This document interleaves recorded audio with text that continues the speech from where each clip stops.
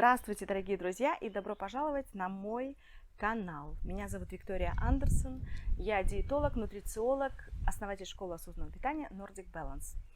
И на моем канале мы говорим о здоровом образе жизни, мы готовим с вами вкусные и полезные рецепты, делаем йогу для лица и вообще говорим про жизнь или о жизни. Сегодня я бы хотела затронуть такую важную тему, почему мужья уходят к другим. И мы не просто с вами пофилософствуем на эту тему, но я также хочу вам рассказать о тех переменах, которые происходят в женском, в нашем организме с годами. Так что, пожалуйста, оставайтесь со мной, досмотрите видео до конца. Если среди вас есть мужчины, то тоже добро пожаловать. Вам будет тоже очень полезно это видео. Вы поймете, что происходит с вашими лучшими половинками, с вашими женами в определенный период жизни. Итак, дорогие мои, вы, наверное, все имеете или знаете какую-то одну подругу или какую-то родственницу, которая пережила развод и осталась одна, брошенная с детьми и не в лучшие для нее годы. Или, может быть, вы сами это испытали. Я очень-очень сопереживаю вам в этом вопросе. Но почему это самое происходит с нами, с девочками, когда мы достигаем где-то 43, 45 годов, 55. Вот почему по статистике женщин оставляет именно в этом возрасте.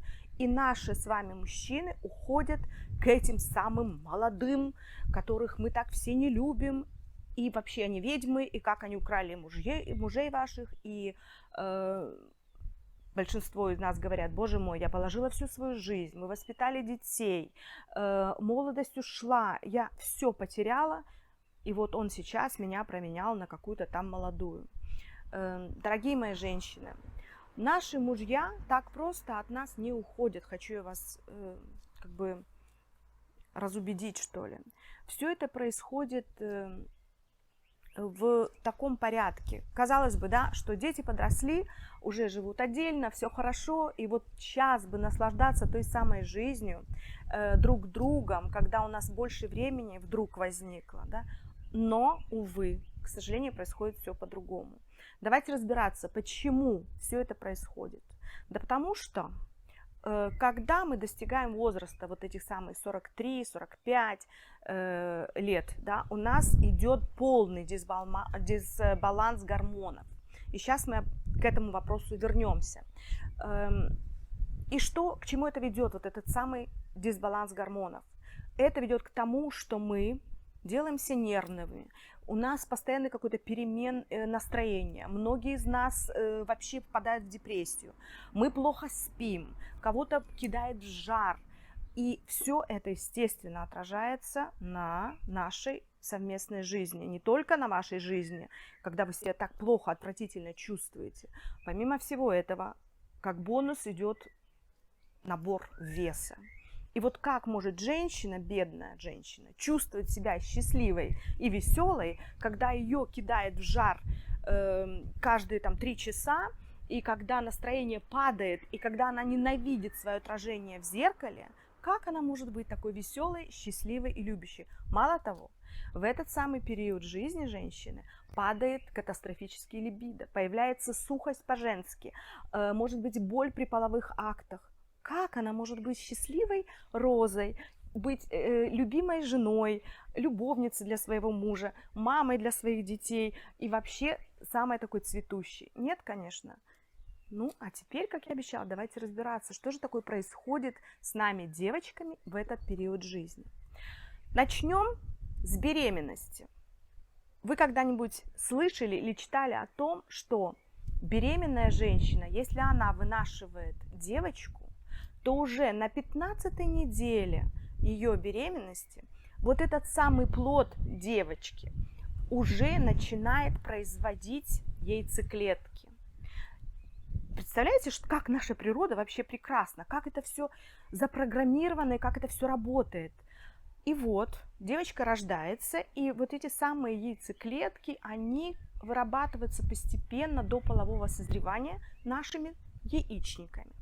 И вот когда девушка уже расцвела, вошла в такой девичий возраст, начинает кто-то встречаться, кто-то жить половой жизнью, выходят замуж и так далее, у нас идет регулярная выработка этих самых яйцеклеток нашими яичниками. У нас приблизительно 400 яйцеклеток вырабатывается за нашу вот женскую детородную жизнь. То есть это может быть 200 и 200 каждым яичником, это может быть по-разному, да, это варьируется, может быть там 130, а здесь вторым яичником больше, это все индивидуально. Вот, то есть вот эти самые 400 яйцеклеток, они и дают нашей женской жизни 400 менструальных циклов. Но по мере того, как мы становимся старше, наши яичники начинают работать все медленнее и медленнее, то есть, как можно сказать, так угасают. И это начинается уже, увы, после 35 лет. То есть до периода менопаузы наш организм к ней готовится где-то 10 лет. И когда уже вот эта самая менопауза, которую вы можете узнать по таким вот элементарным признакам, к примеру, ваша менструация делается уже не регулярной. То есть у вас, может быть, раньше был курс месячных 28 дней, или там у кого как-то 26 дней, или 30 дней, и вдруг у вас начинает происходить такой сбой. То есть у вас уже нерегулярные месячные, и помимо того, они еще делаются более скудными. Эти первые такие два звоночка, которые вас уже как бы предупреждают: я скоро стану взрослой девочкой. Вот, и, пожалуйста, не бойтесь этого периода. Поверьте, мои дорогие женщины, на этом жизнь не заканчивается. У вас еще все самое лучшее впереди. Но когда наши яичники перестают производить те самые яйцеклетки, и их становится все меньше и меньше и меньше с каждым месяцем, то наступает вот этот самый дисбаланс. То есть в 50 лет, мы так считаем, да, от где-то 35-10 лет до 45 мы готовимся к менопаузе. Это как бы предменопауза. А потом наступает этот самый климатический период, когда наш организм полностью перестраивается и начинается просто там тар-тарарам в нашем организме. Потому что мы все живем за счет гормонов, да. Гормоны решают, когда нам родиться, когда нам умереть, когда нам рожать и так далее. И вот мы пришли к этому возрасту 45 лет, когда у вас начался этот самый вот тар-тарарам, как я сказала, и в связи с этим у вас начинаются вот эти приливы. Чтобы вы понимали, дорогие мужчины, когда начинается женский прилив у женщины, это в течение 2 минут температура вырастает до 38,5 градусов. Вы можете представить эту скорость? И, конечно, женщина полностью покрывается потом, пятнами, а это происходит не только ночью, когда нужно поменять или можно поменять постельное белье. Это происходит также, если вы красивая, вроде молодая женщина, находитесь на встрече с какими-то там, я не знаю, партнерами, и вдруг вас кидают в пот, вы теряете полностью концентрацию над темой вашего доклада и так далее. К чему я говорю? Чтобы мужчины тоже немножечко как бы входили в положение этих наших женских дел, да? Вот. И потом точно так же резко падает эта температура, и женщина делает такая... слабость наступает, вялость, и настроение, конечно же, ухудшается. Как я уже сказала, вес растет, и женщина тоже не понимает, и с чем это происходит, с чем это связано, почему она набирает вес, вроде она как и ела, так она и ест, ничего не поменяла, но, опять же, наши дорогие любимые гормоны вступают в эту роль.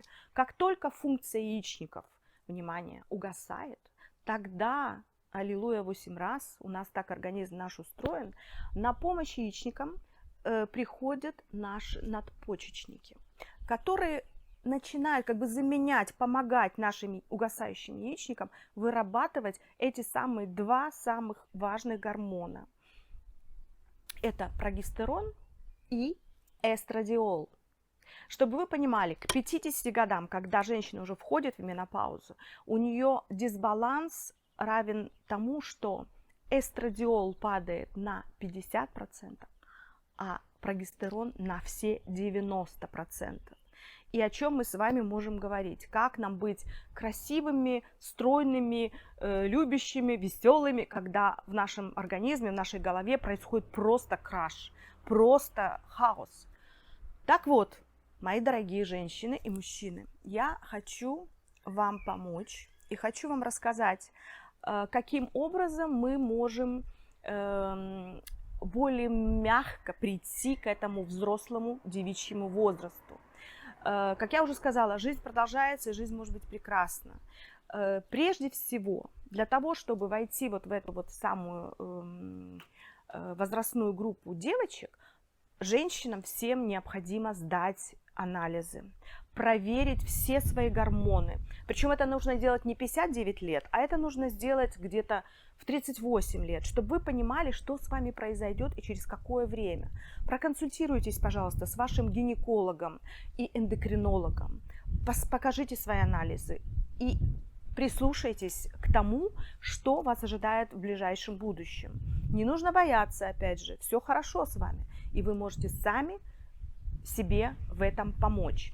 Какие у нас есть пути? Значит, прежде всего, как вы только заметите те самые изменения, которые с вами происходят, то самое вот именно настроение какое-то, нервозность, я не знаю, плохой сон, да, это происходит из-за того, что теми же самыми надпочечниками вырабатывается также такой гормон, который называется кортизол, это гормон стресса, да. Понятное дело, мы идем уже как по кругу. Окей, я набрала вес, я себя не люблю, ой, я плохо сплю, тут приливы, все. И этот гормон, он начинает подавлять именно те два гормона, о которых мы только что поговорили, да, прогестерон, вот, и второй.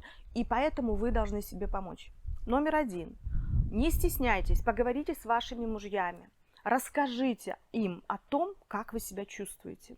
Расскажите и поймите, и поверьте, что ваши мужья вас поддержат, если вы будете открыты перед ними, да, они будут вас больше понимать, что с вами происходит, почему вы кидаетесь с одного настроения в другое, как подросток какой-то.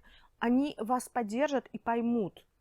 Многие женщины, к сожалению, почему-то считают, что это ой-ой-ой, это страшно, и если я скажу своему мужу, он от меня уйдет, потому что вот я старая. Нет, вы не старая, помогайте себе и сотрудничайте со своими партнерами, со своими мужьями и рассказывайте им о том, что вы чувствуете и какие у вас неприятности возникают. Потому что могут ломаться ногти, волосы начнут сыпаться, опять же, из-за недостачи каких-то гормонов, да. И этому нет конца, вот этим перечислением. Кожа станет ужасной, у вас сразу же появится целлюлит, помимо того, что вы наберете вес, да. Я не пугаю, но это все последствия вот этих самых нашей гормональной этой системы, этих гормонов. Что второе вы можете сделать? Вы можете пойти проверить и сдать анализы на все свои гормоны, и ваш врач-гинеколог, эндокринолог вам непосредственно может посоветовать, какие гормоны вы можете принимать. Я знаю, что очень многие категорически против гормональной какой-то терапии, да, но я скажу о себе. Когда мне исполнилось 49 лет, я все это сделала, сдала эти все анализы и сказала, что, знаете что, я хочу иметь какую-то вот эту микро дозу этих гормонов, которые мой организм будет вырабатывать уже с возрастом. И мне мой датский гинеколог сказал, что, ой, ты знаешь, вообще 10 лет тому назад в Дании было так, это как бы очень воспринято плохо, потому что это вызывает раковые опухоли и так далее. Так вот, мои дорогие, сделали эксперимент в Дании 10 лет или уже 15 лет тому назад. И что к чему они пришли? Что группу женщин, которые отказались от гормонотерапии, и те, которые принимали вот это микродозис, а опять же у нас индустрия Novo Nordisk в Дании очень-очень развита, да, так вот, те, которые не принимали, у них в течение 10 лет, то есть им было где-то 55, а в 65 их проверили, у них кости сыпались, волосы, они были страшно, как сказать, старо выглядели. У них кожа была такая высушенная, какие-то они были такие все в пятнах, и, ну ладно, но они не принимали гормоны. И вот вторая группа, которая принимала гормоны, они были совершенно нормальны, у них была половая жизнь отличная, они хорошо выглядели, они были активны, у них не было вот этих перепадов настроения, никаких приливов, отливов. Вот. И когда я это все почитала, изучила, я сказала своему врачу, что я предпочитаю брать гормоны, вот эти микроскопические, да, и проверяться раз в год у своего гинеколога на изменение каких-либо клеток. Чем я и занимаюсь. И я вам хочу сказать, что мне сейчас 56 лет, у меня прекрасная супружеская жизнь. Я, как вы знаете, все энергична и полна оптимизма, и выгляжу я так, как я выгляжу, вы знаете, и у меня нет никаких там плюс 25 килограмм, все как должно быть, так и есть, как я хочу, так и есть. Вот, это первый путь, но опять же, это право выбора за вами. Я вас ни к чему не агитирую, ни к чему не призываю. Второй путь, дорогие мои женщины, у вас есть замена вот этих самых гормонов с помощью каких-то пищевых добавок. Это все натуральное, это никак вам не повредит, и попробуйте. Прежде всего попробуйте добавить витамин В. Натуральный витамин В – это пищевые дрожжи. Ниже в ссылочке вы почитаете, как это звучит на английском и на русском языках. Пищевые дрожжи вы можете добавлять в свой салат раз в день. Это, опять же, группа витаминов В. Они как хлопья, они очень обладают вкусным таким специфическим привкусом. И все вегетарианцы их тоже добавляют в свои салаты. И это очень хорошо помогает. Витамин В для нервной системы и так далее. Дикий корень ямба. Тоже можете найти в капсулах и можете принимать. Расскажу позже, сколько капсул и так далее. Опять же, проконсультируйтесь с врачом прежде всего. Красный клевер тоже великолепно может вам помочь, если вы вот на этой самой начальной стадии перехода от взрослой девочки к женщине. Да? Красный клевер. Водоросли, морские водоросли, это великолепная тоже такая пищевая добавка, которая вам всегда поможет. И есть еще такая пищевая добавка, которая называется DIM+. Это может, как бы в переводе сказать, эстрогеновый метаболизм, то есть тоже выровняет. Есть также различные гели, прогестероновый гель. Вы можете взять пол чайной ложки такого геля, тоже напишу ссылочки, как он называется, и смазывать его вот на запястье или же на где-то в шейных местах, на мягкие ткани вы должны, и втирать вот эту вот самую мазь, и это вам поможет точно так же, как и другие названные препараты. Попробуйте, 90 дней попринимайте это или повтирайте эту мазь.